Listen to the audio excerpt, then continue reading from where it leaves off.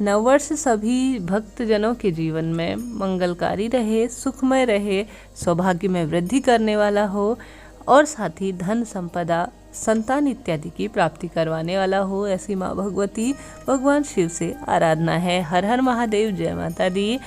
अब नववर्ष आगमन है, ऐसे में 1 जनवरी 2022 के आगाज के दिन महाशिवरात्रि अर्थात मासिक शिवरात्रि जो कि हर माह पड़ती है, कई जन व्रत भी करते हैं।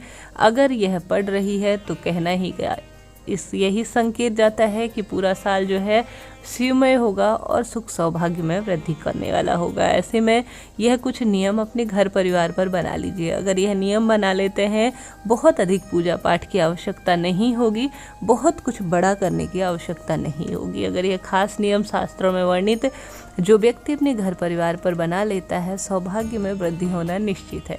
सबसे पहले जो है, आप इस दिन जब मासिक शिवरात्रि पड़ रही है तो उस दिन जो है भोले बाबा का अभिषेक जरूर कर लें। देखिएगा पूरा साल जो है सुखमय बनेगा। कभी कभी ऐसा संयोग होता है जब मासिक शिवरात्रि कोई विशेष दिन पड़ता है नए साल के आगमन में।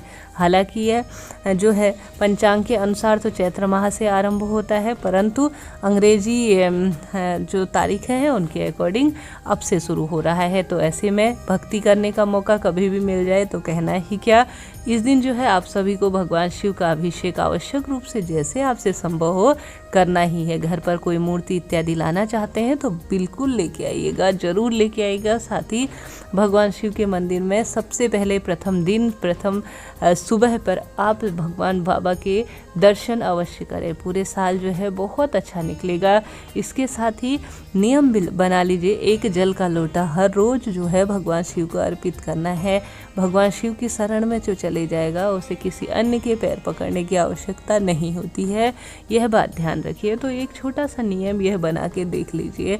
इसके साथ ही आप सभी को यह नियम बना लेना चाहिए अपने कुल देवी, अपने पितृ देवताओं का, और साथ ही आपने जो इष्ट आप जिन्हें मानते हैं उनके नाम का रोज दीपक जलाना है और उन्हें याद करना है। सिर्फ याद करने मात्र से ही मन उन्हें पूर्ण रूप से प्रार्थना करनी है और याद करना है।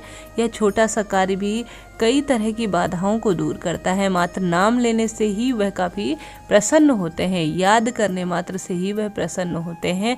यह दूसरा नियम जो है साल भर के प्रथम दिन आप सभी को बना लेना है। इसके साथ ही तीसरा यह नियम बना लीजिए कि कोई आपके मुख्य द्वार पर आता है, कहते हैं माता रानी, माँ भगवती, भगवान शिव किसी भी रूप में आपकी परीक्षा ले सकते हैं। ऐसे में आप पूजा पाठ भी करते हैं तो साथ ही यह नियम भी बना लीजिए, भले ही आप पैसे देने में असमर्थ हो, बहुत ज़्यादा देने में असमर्थ हो, परंतु द्वार पर कोई आता है तो उन्हें देना ना भूले। यह शास्त्रों में भी नियम है और इस नियम को आप सभी को साल भर के प्रथम दिन प्रण ले लेना चाहिए। इस कार्य से भी बहुत सारी दुख तकलीफ़ों का अंत हो ही जाता है। इसके साथ ही जैसे कहा गया है अतिथि देवो भव, अगर आपके घर पर कोई भी आते हैं तो उनका बहुत अच्छे से जैसा आपसे बन पड़े जो है उनको विधि विधान से आपको बैठाना है, भोजन इत्यादि करवाना है और राजी खुशी उन्हें घर से विदा करना है। यहाँ पर भी भगवान किसी न किसी रूप में आते हैं, परीक्षा लेते हैं। जिस घर में जो है अतिथि प्रसन्न होके जाते हैं, देवता स्वयं खुश हो जाते हैं। तो यह नियम भी आप सभी को बना लेना चाहिए। इसके साथ ही 64 योगिनियों के बाद आप सभी का जो है जन्म हुआ है इस धरती पर। ऐसे में अगर आप सक्षम हैं तो एक यह भी नियम बना लीजिए कि किसी निर्धन जन की आपको, हालांकि जब आपसे संभव हो, आपको सेवा आवश्यक रूप से करनी है।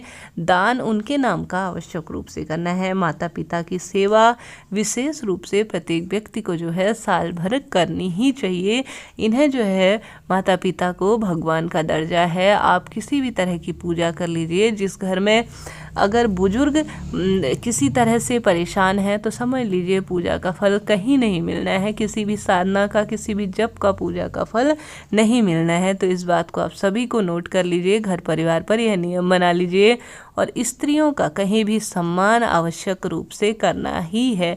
ऑफिस हो, घर परिवार हो, पत्नी ही नहीं, पूरी जो भी समाज में महिलाएं हैं, घर पर काम करने वाली आती हो या कोई भी हो सकती है, उसका मान सम्मान आप सभी को सौभाग्य में वृद्धि देगा, धन संपदा देने वाला होगा। इसके साथ ही पूजन का नियम बना लीजिए, रोज छोटी सी ही सही पूजा कीजिए। एक मंत्र का नियम बांध लीजिए, एक माला जाप आप सभी को आवश्यक रूप से करनी है। कोई सा भी मंत्र हो सकता है, कितनी भी माला आप जितना संभव हो उतनी उस माला के जाप की कर सकते हैं। ऐसा करना भी बेहद महत्वपूर्ण हो जाता है। इसके साथ ही शाम के समय में जो आपने पूरे दिन कार्य किया है उसका आकलन आवश्यक रूप से करें। प्रभु के सामने हर एक कार्य का धन्यवाद करें।